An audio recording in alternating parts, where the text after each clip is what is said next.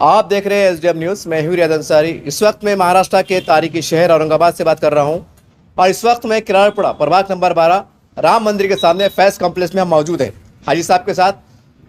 आने वाले 10 अगस्त को माजी आमदार माजी खासदार साहब का जन्मदिन है और हाजी साहब कई सालों से इसको मना रहे हैं। आपकी बार कुछ नया होने वाला है और बहुत सी बातें कुछ होने वाली है। सर, सबसे पहले तो आपको एक नेक काम के लिए बधाई कि इस बहाने से हज़ारों लोग फ़ायदा होगा। अब ये बोलिए तफसील से कि ये आपका सिलसिला कब कैसे चल रहा है, इसके इंतजाम क्या क्या है? अस्सलाम वालेकुम। मैं हाजी इसाक खान, इमाम नेता, इमाम का कार्यकर्ता हूँ मैं। पिछले हम 2015 में मजलिस इत्तेहादुल मुस्लिमीन ने हमारे वालदा को किराड़पुर से टिकट दिया था। तो उसके बाद में इलेक्शन के बाद में 2 महीने के बाद में हमने आंखों का कैंप लिए। तो हम उस टाइम से आज तक सिलसिला चालू है हमारा कैंप लेने का। हम हर 3 महीने में एक छोटा कैंप लेते महानगर पालिका के माध्यम से वो किराड़पुरे के अंदर, और एक मेगा मेडिकल कैंप जो है, बड़ा कैंप जो रहता है, ये पूरे एरिया का एक 10 अगस्त को लिया जाता है। ये 10 अगस्त को इसलिए लिया जाता है कि हमारे मजलिस इत्तेहादुल मुस्लिमीन के माजी खासदार, माजी आमदार और हमारे पार्टी के महाराष्ट्र प्रदेश अध्यक्ष सैयद इम्तियाज़ जलील साहब का जन्मदिन रहता। उस मौके पे हमने ये सोचे कि भाई बहुत सारे लोग अलग अलग तरीके से बर्थडे मनाते हैं, अलग अलग तरीके से एक बर्थडे जो रहता उनको विश करते। बात एक हमने एक सोचे कि भाई मजलिस इत्तेहादुल मुस्लिमीन के क़यादत में एक आवाम को किस तरीके से फ़ायदा पहुँचे, ये हमारा उद्देश्य है। कि अगर हमारे नेता के नाम से अगर कोई हम प्रोग्राम ले रहे हैं और उसमें हज़ारों लोग आके उसमें फ़ायदा उठा रहे, तो ये हमारे लिए खुशकिस्मती की बात है, मजलिस इत्तेहादुल मुस्लिमीन की खुशकिस्मती की बात है। तो हमने पिछले कई सालों से जो काम करे, हमने घाटी के डॉक्टर बुलाते थे, एमजीएम के डॉक्टर थे, सफ़ा बैतुल माल के डॉक्टर थे, महानगर पालिका के डॉक्टर थे और दूसरे एनजीओ के डॉक्टर आते थे जी। और यहाँ ख़ास बात यह है कि आँखों का ऑपरेशन जो लोगों, गरीब लोगों को, जिसका 5,000 रुपये भी लगता खर्चा, किसको 2,000 रुपये लगता, किसको 10,000 लगता, किसको 15,000 लगता, किसको 25,000 और 40,000 रुपये तक आज के पीरियड में महंगाई में खर्चा जा रहा। तो अल्हम्दुलिल्लाह वो एमजीएम के माध्यम से यहाँ पे जिसने भी रजिस्ट्रेशन कराया, यहाँ बताया, तो उसको वहाँ फ्री ऑफ कॉस्ट ऑपरेशन होता।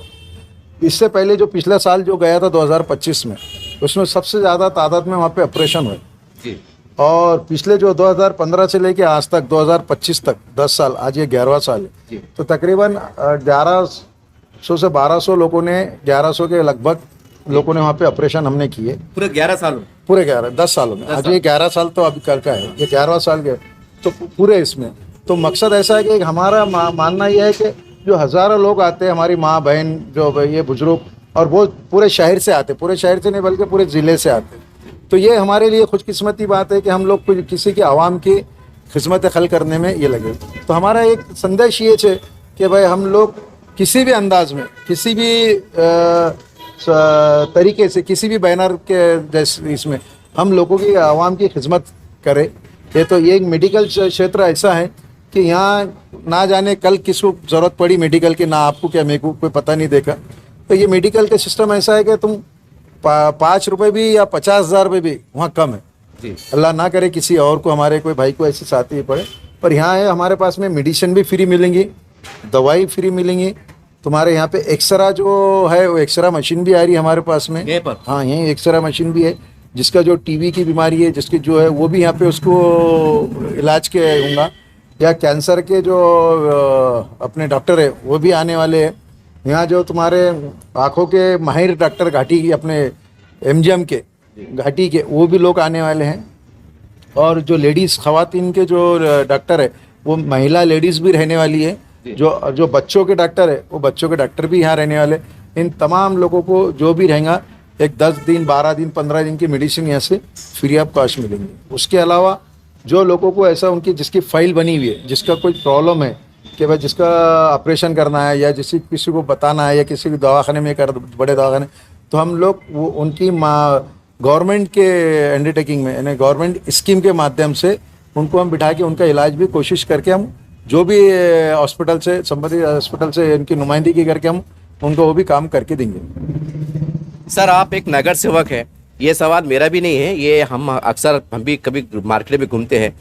आप एक नगर सेवक है और इतना बड़ा काम, ये हज़ारों लाखों रुपए तक चले जाता है साहब। तो ये एक इमाम के लिए इतना जज्बा, खासदार साहब के लिए इतना जज्बा, यानी लोग भी हैरान हैं कि हाई साहब जो है तो इतने बड़े पैमाने पे करते हैं, तो मतलब ये किस तरह से अरेंजमेंट कर पाते हैं? नहीं, देखिए एक बात याद रखो, जब तुम खिदमत खल करते तो उसको नहीं देखा जाता, इसका फैसला अल्लाह करने आता है। किसी के तरफ से मेरा ये नहीं है, और ये मेरी अपने खुद की ज़ायता खर्च से हो रहा, कोई किसी का इसमें कोई फंडिंग नहीं है। हाँ, ये बात ज़रूर है कि हमको जो हॉस्पिटल से जो दवाखाने से जो मिलता, कुछ दवाइयाँ फ्री मिलती और गवर्नमेंट हॉस्पिटल से, और जो डॉक्टर है वो फ्री कुछ आते, तकरीबन पूरे डॉक्टर फ्री आते, और जो मेडिसिन नहीं है वो हम बाहर से परचेस करते। तो और ये बाकी जो दूसरे जो अखराज आते ये होते रहते, खर्चा करते रहना होते रहता, उसका विषय नहीं है। मकसद ऐसा है कि हम हमारी ज़ात से, अगर हमारे इम्तियाज़ जलील साहब के जन्मदिन के मौके पे किसी को अगर दुख नहीं दे, अगर किसी का खुशी में अगर हम लोग आ सकते हैं, और हमारा मतलब ये है कि हम लोग किसी का दुख बांट सकते, और किसी को अच्छे तरीके से दवाखाने का या किसी का हम वो टाइम पे काम आ सके, ये हमारे लिए बहुत बड़ी बात है। तो अल्लाह ताला उनको भी सवाब देंगा और हमको भी देंगा, ये हमारा सोच है। और हम ये नेकी के तरीके से हम काम करते हैं। भाई हमारा सोच ये हमारी कि हम खिदमत खल करके काम करना हमारा मकसद है। सर, औरंगाबाद अपने शहर के अंदर जो है तो और भी एमआईएम के बड़े बड़े पदाधिकारी हैं। किसी को बदगुमानी मकसद नहीं है, लेकिन सवाल ये है कि बड़े बड़े हैं वो भी मतलब इतने बड़े पैमाने पर कर सकते, तो मसला क्या है? मतलब और भी जगह होना चाहिए, ये मेरी बात नहीं है। और बड़े बड़े पदाधिकारी है, बड़ा पद तो जाहिर सी बात है बड़ी वो रहता, और आप ऐसा नहीं है, नहीं ऐसा नहीं है, कोई बड़ा या छोटा, हमारे मजलिस से में सब बराबरी के हैं, सब काम कर रहे हैं, सब अपने अपने स्तर पे ही लेते। हम पिछले 10 साल से ले रहे, आज 11वां साल है, इसलिए हमारा उसमें ये आया। बाकी हर आदमी अपने अपने स्तर से लेता, अपने तरीके से लेता, अपने काम से लेता, हर अपने अपने क्षेत्र में काम करते। पूरे हमारे नगर सेवक हो गए, जिला अध्यक्ष हो गए, शहर अध्यक्ष हो गए, विरोधी पक्ष नेता हो गए, कैट नेता हो गए, हमारे इम्तियाज़ जलील साहब हो गए, पूरे अभी तो पूरे महाराष्ट्र के अंदर उनका जन्मदिन के मौके पे ब्लड कैंप, अपने खून का ये है, ब्लड कैंप है, दूसरे और कैंप है, बहुत सारी चीज़ें ऐसे चल रहे हैं, वो ये काम करते। ऐसा कोई इसमें नहीं है कि मैं अकेला ही कर रहा हूँ, बहुत सारे लोग कर रहे हैं उसमें। सर, एक दोस्त सवाल है, सियासी सवाल है। हमने चुनाव के टाइम देखा कि आपके टिकट के टाइम काफ़ी थोड़ा ले दे हुई, काफ़ी आखिरी लम्हात में कुछ उथल पुथल हुई। भाई साहब, एक सवाल है, बड़ा कशमकश भरा सवाल है। मान लीजिए अगर आपको टिकट नहीं मिलता तो आज का जन्मदिन किस तरह से मनाया जाता? नहीं नहीं, बिल्कुल, ये तो आपका कोई सवाल ही नहीं है। मैंने इससे पहले भी कहा, पिछले साल ही कहा आपके माध्यम से, आपके पूरे चैनलों पे, कि मैं रहो या ना रहो, ये सिलसिला चलते रहे। नहीं, आप खास तौर से मैं क्या बता रहा हूँ, मैं जन्मदिन के मौके पे, जन्मदिन उनके इस पे मनाते हैं, मैं उनके जन्मदिन के मौके पे एक भव्य मेडिकल कैंप लेता हूँ। तो ये कैंप जो लेने का मकसद है, लोगों को राहत देने का, लोगों को मदद करने का, लोगों के काम में आने का, ये मेरा मकसद है। और वो टिकट मिलना नहीं मिलना, अगर मुझे नहीं मिलता था फिर भी ये कैंप लगता था, और ये जगह रहती थी, और ये तारीख रहती थी उसका, और ये जगह पे होता था, और वही इम्तियाज़ साहब के जन्मदिन के मौके पे होता था। ऐसा नहीं कि मेरे को आज टिकट मिला, मेरे टिकट मुझे भी नहीं, हमारी बहू को टिकट दिया गया, लेडीज़ में दिया, तो हमने हमारी बहू को लड़ाए हुए हैं। तो आज भी जो टिकट है हमारे, इससे पहले हमारी मम्मी को टिकट दिया गया था, लेडीज़ में वो लेडीज़ वार्ड हुआ था, आज भी लेडीज़ वार्ड हुआ था, उसमें हमारे बहू को दिया गया। तो उसमें ये नहीं है कि आज मुझे टिकट मिला तो मैं ये कर रहा। आज अगर टिकट नहीं भी मिलता था तो अल्हम्दुलिल्लाह, ये मैं आज भी आपके माध्यम से बोल रहा हूँ कि जब तक मैं रहो या मत रहो, इंशाल्लाह ये हमारे बच्चे भी आगे काम करते रहेंगे, खिदमत खल आगे भी रहते रहेंगे। वरना मतलब आने वाले राजनीति में भी मतलब आपकी दरिया दिली चाहे टिकट पे ये सिलसिला चलते रहेगा। नहीं, हम देखो, तुम अंसारी साहब, आपको पता नहीं है मेरा बैकग्राउंड में, मेरे वालिद साहब भी खिदमत खल में थे पहले से भी। अच्छा। हम प्रॉपर किराड़पुरे के। अच्छा। आप किसी भी पुराने शहर से या किराड़पुरे से बता दीजिए ना कि हमारे वालिद साहब भी खिदमत खल करते थे, लोगों के काम आते थे, हम भी वही उसमें रह के हुए। ठीक है, पहले सोशल मीडिया नहीं था करके नहीं आता, आज सोशल मीडिया है तो कोई भी कर रहा तो सोशल मीडिया पे आ रहा, ये मकसद है। पर हम लोग पहले से खिदमत खल में, चाहे हम पहले नगर सेवक नहीं भी थे तो हम करते थे जी। और आज भी अगर नगर सेवक है, और इसे क्योंकि बीच में नगर सेवक नहीं थे ना 2020 से 2025 तक, फिर भी हमने काम करे, तो इसका क्या मतलब हमने लालच में करे? नहीं करे, हम सिर्फ अल्लाह को राज़ी करने के लिए हम ये लोग काम करें। ऐसा ये दवाखाना ये जुड़ता हुआ सवाल है, ख्वाजा गरीब नवाज, ये आपकी एमआईएम के लोगों की काफ़ी मेहनत रही और वो दवाखाना खुला, लेकिन कहीं ना कहीं आज भी कन्फ्यूजन शिकार है। लोग कहते हैं कि भाई वहाँ पर ऑपरेशन हो रहे हैं, डिलीवरी नहीं हो रही है, ये डिलीवरी के नाम पे कुछ और ही हो जा रहा है, ऐसी अफवाहों का बाजार कर रहा है, इसकी वजह क्या करेंगे आप? नहीं, आप लोग को पत्रकार है, आपको तो वहाँ पे जाके चौकसी करो, आप लोग वहाँ से डॉक्टर से पूछो, आप लोग गुफ्त कैमरा लगा के वहाँ पे ये करो, उसको इसके ऑपरेशन करो, तो आपको पता चलेगा क्या है करके। कुछ लोग अफवाह उड़ाते, लोग को ये करते, वो चीज़ है उसमें। बाकी हमने तो वहाँ पे जितना हमको करना था कारपोरेशन से हमने वहाँ लाके वो चालू कराए वहाँ पे ऑपरेशन थिएटर।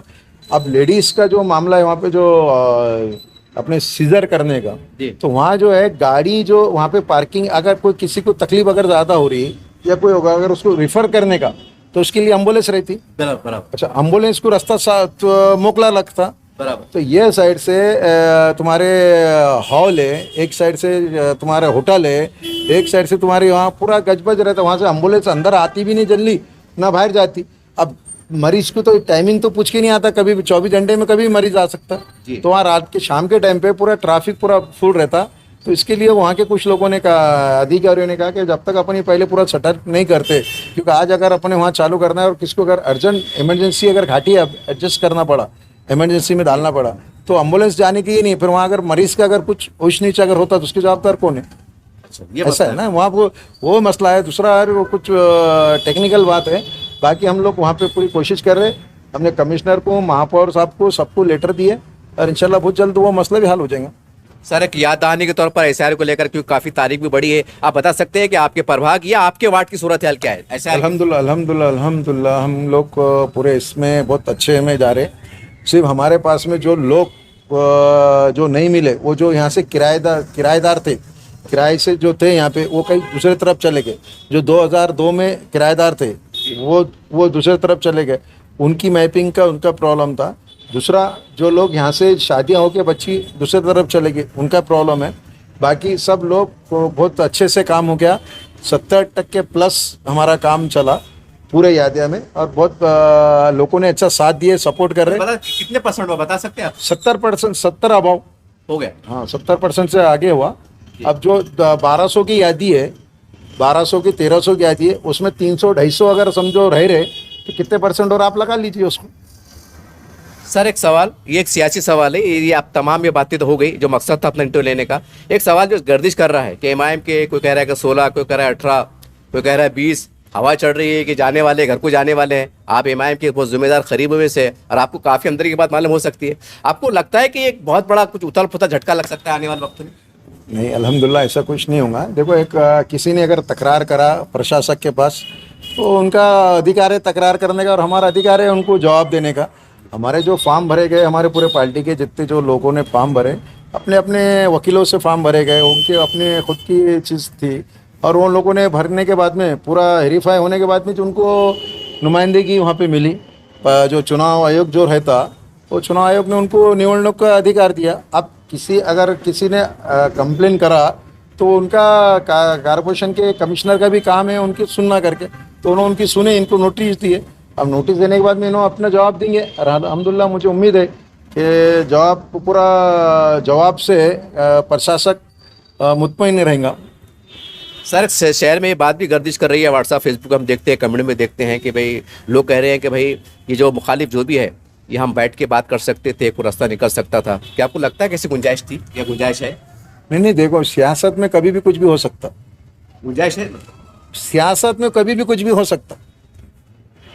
देखो, कांग्रेस और शिवसेना दो किनारे होते थे दरिया के, खतरनाक एकदम खतरनाक। आखिरी में सत्ता के लिए क्या करे उन्होंने, कांग्रेस और उद्धव बाला साहब ठाकरे एक साथ में आए। अब राष्ट्रवादी कभी जाती नहीं थी बीजेपी में, बीजेपी से विरोध में चुन के आती थी, उन्होंने सत्ता के लिए बीजेपी में गए जी। तो ये तो हमारे अपने लोग हैं ना। ये जो सियासत में जो औरंगाबाद की जो हमारी आवाम है, हमारे जो लीडरशिप है, हमारे अपने लोग हैं। ठीक है, आज कोई नाराज़गी थी, और स्वाभाविक की बात है, नाराज़गी होना भी चाहिए सियासत में।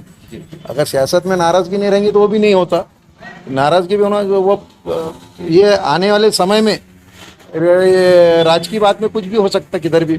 आपने कहा कि सियासत में कुछ भी हो सकता था, मतलब इसके दो मतलब निकलते, या एमआईएम का वंचित अलायंस हो सकता है, इस्लाम पार्टी का एमआईएम का हो सकता है, फिर कुछ भी हो सकता है। आप ही की ये तो भाई देखो, मेरे वरिष्ठ लोग ने आप ही कहा ना, मैं आपको उदाहरण दिया ना, अच्छा अभी उदाहरण तुमको शिवसेना बीजेपी का दिया, कांग्रेस का शिवसेना का दिया, राष्ट्रवादी बीजेपी का दिया, जी। हाँ होता है, बराबर है कि नहीं? वो सच्चाई है ना? बिल्कुल है, फिर ये तो ये हमारे अपने हैं ना। अगर ये हम अपने अगर नहीं मिले, वंचित वाले भी अगर हमारे अपने हैं, वंचित का हमारा पहले अलायंस हुआ है, जी ऐसा नहीं कि नहीं हुआ। कुछ वजह से वो मामला ये हो गया, कुछ बीच में कुछ लीडरशिप थी उनके मैंने अंडरस्टैंडिंग में ये मामला हुआ था, बाकी कोई ऐसा ही नहीं है। वंचित वाले भी हमारे अपने हैं। हमारी जो आइडियोलॉजी से जो जुड़ेगा, एमआईएम की सोच से जो जुड़ेगा, वो हमारे साथ चलेगा। वो सीधा साफ संदेश है। जी तो तुम मैं तो अपने हम है ना, जी, अब सवाल ही नहीं। हाँ बिल्कुल बिल्कुल। मकसद ये है ना मेरा बोलना है। अब जो वंचित आघाड़ी भी तो हमारे साथ किस है, वो एक उनके हमारे ख्यालात मिल सकते, जी वो कोई मसला नहीं है। जो भी मजलिस इत्तेहाद मुस्लिमीन के आइडियोलॉजी के साथ में खड़े हुआ है, वो हमारे साथ में खड़े हुआ है। ये एक बार फिर मैं सवाल दोहरा रहा हूँ कि आपको लगता है कि जो विवाद चल रहा है आप आपात्र को लेकर, क्या ये जिनके विरोधी कह सकते हैं जो भी है, क्या एक मुलाकात हो सकती है? देखिए अभी जो मामला है ये एक वो कोर्ट है, जी जो जिसके पास में अभी सुनवाई है, वो एक तरीके का कोर्ट ही है। अच्छा, वहाँ चल रही सुनवाई, जो जिसने मैं समझौते की बात कर रहा, कुछ रेट ऐसा समझौता का जो काम है वो बिल्कुल हो सकता, गुंजाइश है? ये हमारे वरिष्ठ लोगों ने करना चाहिए और हो सकता गुंजाइश।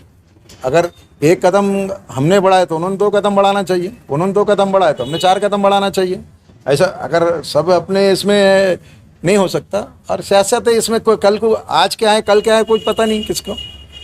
मतलब आपने कहा सियासत कुछ नहीं, मतलब फिर आप भी मतलब आपका रुझान क्या अलग दिख रहा है? नहीं, मेरा रुझान क्या, मैं तो सीधा साफ कहना है, मैं मजलिस इत्तेहाद मुस्लिमीन के साथ जुड़ा हूँ। आज मेरी बहू यहाँ की नगर सेविका है। अल्हम्दुलिल्लाह अल्हम्दुलिल्लाह, अगर मुझे टिकट नहीं भी मिलता था और मिला भी और नहीं भी मिलता था तो ये मैं मजलिस में रहता और मजलिस में आगे बढ़ता। उसकी वजह ये है कि हमने कांग्रेस का भी देखे हुए दौर, हमने राष्ट्रवादी का भी दौर देखे हुआ है।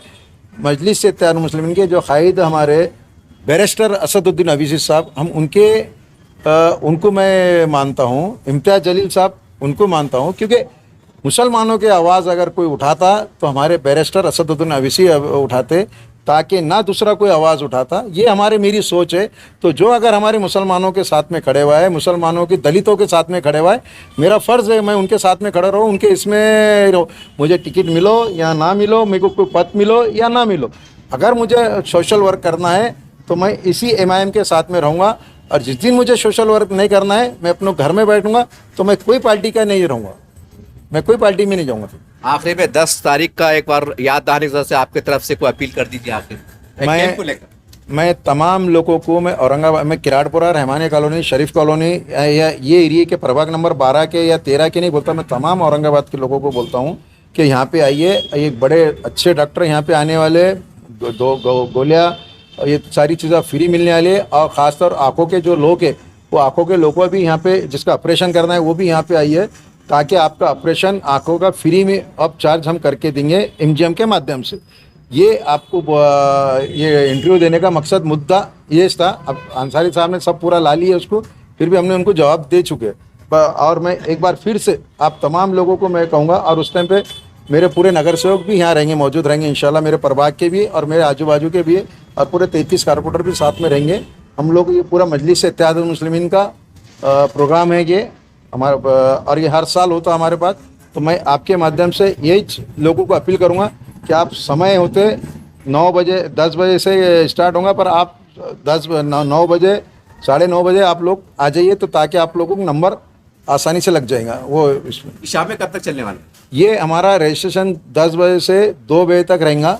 2 बजे के बाद में जितने लोगों को अंदर लिया गया वो फिर 4 बजे 5 बजे 6 बजे वो चलेगा, पर 2 बजे तक की जो हमारा उसका रजिस्ट्रेशन रहेगा। देखिए इस तरह से हाजी इसाक साहब से मुलाकात हुई और एक ही मकसद था कि शहरिया ने औरंगाबाद अतराफ़ के इलाके जात में लोगों को इत्तला आम कि मेडिकल कैंप, यहाँ पर हर तरह के डॉक्टर, महिलाओं के, बच्चों के, बूढ़ों के, हर तरह की बीमारियों का डॉक्टर आने वाले हैं और इलाज फ्री में होगा, दवा गोली फ्री मिलेंगी। ये आपके लिए बहुत बड़ी बात है, एक खुशखबरी की बात है। और बातों बातों मैंने एक सियासी सवाल कर लिया, क्योंकि गर्दिश में मामला चल रहा है। तो साहब ने कुछ बातों में कहा है कि जब गैरों में सुलह हो सकती है तो ये तो अपने हैं। अभी बड़ा सवाल उन्होंने बड़ा अजीब गरीब और बड़ा हाई लेवल पे किया है कि जब दूसरे मिल सकते हैं तो हम क्यों नहीं। अभी देखने वाली बात रहेगी कि आने वाले पल जैसा आरोप लग रहे हैं सियासी एतबार से वो कितने उतार चढ़ाव आते हैं, इस बड़ी दिलचस्प बात रहेंगी। बहरहाल आखिरी में हम भी अपनी तरफ से अपील करेंगे कि आइए कैंप के अंदर आइए, अपने दोस्त अहबाब अतराफ़ की गली को बोलिए और यहाँ से फ़ायदा उठाइए। जय हिंद, जय महाराष्ट्र।